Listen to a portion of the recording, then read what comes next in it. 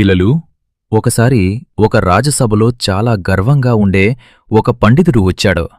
తనకు అన్నీ తెలుసని, తనను మించిన పండితుడు ఈ ప్రపంచంలో ఎవరూ లేరని అతను గట్టిగా చెప్పాడు. అతని మాటలు విన్న వారందరూ ఆశ్చర్యపోయారు, కాని ఎవరూ ఎదురు మాట్లాడలేకపోయారు. అప్పుడు రాజు తెనాలి రామకృష్ణను చూసి, ఇతనికొక గుణపాఠం చెప్పగలవా అని అడిగాడు. తెనాలి చిరునవ్వుతో ముందుకు వచ్చి, సరే మహారాజా, నేను ప్రయత్నిస్తాను అని అన్నాడు.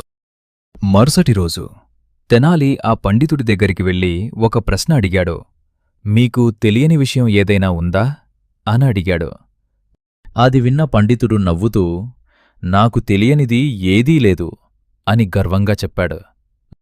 అప్పుడు తెనాలి మెల్లగా నవ్వి, అయితే మీకు తెలియని ఒక విషయం ఇప్పుడే చెప్తాను అని అన్నాడు. అందరూ ఆసక్తిగా చూస్తుండగా తెనాలి చెప్పాడు, మీకు తెలియని విషయం ఏంటి అంటే, మీకు అన్నీ తెలీదు అనే నిజం. ఆ మాట విన్న వెంటనే ఆ పండితుడు ఒక్కసారిగా మౌనంగా ఉండిపోయాడు.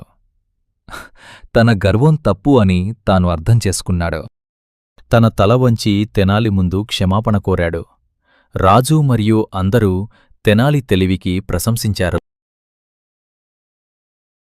అందుకే పిల్లలు, అన్నీ తెలుసని అనుకోవద్దు. మనకు తెలియనవి చాలా ఉన్నాయి. నిజమైన జ్ఞానమంటే వినయం కలిగి ఉండటం.